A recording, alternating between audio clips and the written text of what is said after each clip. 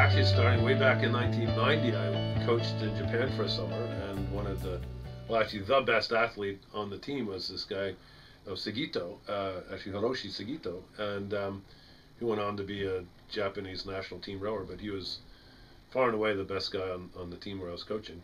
And then he contacted me a few years back when I was coaching at Dartmouth, as he was working for Shimano, and he ended up being the rep for these new foot stretchers, which I was interested in testing out because this whole concept of a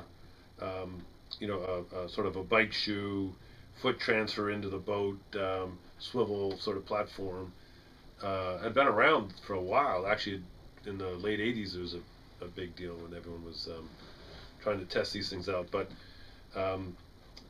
Shigito explained to me how they sort of took that science and improved it, and they did with sort of this putting the pivot point of the foot in a different position, and which allowed for, I think, a better drive and a more stable drive platform.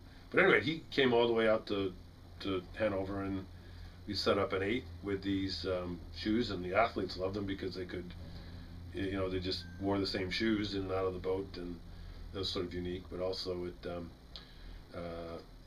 we trained at it. We got them right at the beginning of the spring season, so we could train with them kind of briefly, and we raced with them once, and unfortunately, it was just one more item in a busy season and hard to determine if they're good or bad or whatnot. But the athletes enjoyed rowing with them, and we raced with them once, and we won the race that we used them in. So I can't definitively say that they were a great asset, but they worked for us, and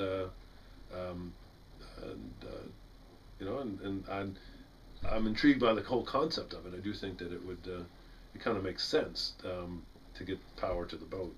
Well, I think the big difference between them and other normal foot stretcher is that the shoes themselves are very stiff and they pivot, so you're not like bending your feet up to get to the catch. Instead, the whole shoe pivots. I like them because it puts, I think having my foot be flat through the whole stroke is just a lot more comfortable a position for them to be in, and to be able to like start the leg drive with my feet flat, I think is a lot stronger. It sort of creates a stronger platform for the leg drive. Like, you can row with them and have it feel like not very different at all, but you can also like make it a little bit more different, and that's what I've sort of been playing around with doing, and I like it when I it's like purposely pivoting your foot forward more almost. Cool. Okay, so what I've got here is the Shimano foot stretcher. They call it the SRD, which I guess is Shimano Rowing Dynamics, and we've been working with these for a few weeks here in the fall.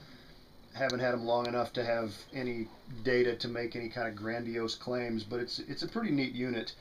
And I guess the first thing that everybody notices is the sort of enormous range of motion that it gives you, much more than a traditional foot stretcher with a heel tie and all that sort of thing. So sort of the first place your mind goes is that people who've got flexibility issues, particularly in the ankles, could really make use of this foot stretcher. I've tried them, and I can testify that they do work your glutes and the muscles around your hips in a very different way than a sort of standard issue foot plate with a shoe on it. And I'm not sure exactly why that is. I guess we could ask my wife. She's a massage therapist. She could figure out all the how it's affecting the muscular attachments and all that sort of thing. But another really cool thing, I think, is that you dispense with the heel tie altogether, because the shoe literally pops out of the foot stretcher. So it's Shimano will sell you on it on the basis of it being a very safe unit, and apparently that's all kosher with FISA. They don't require a heel tie for this foot stretcher, so that's kind of cool. Yeah, I think the way that the shoe interfaces with the foot stretcher, it doesn't really seem to matter very much what angle your foot is when you take the catch. If your heel isn't isn't down, if your heel's up a little bit, if your heel's in a slightly different position than you're used to it, the force still gets transferred directly to the stretcher in a way that I don't think is true if you're rowing with just a standard footboard. I think that no matter what angle you're driving, the force is still going to get transmitted. And again, I don't have any data to back that up at this point, but as far as feel goes, it's a feeling of having your feet freer and yet not losing anything as a result of that freedom. So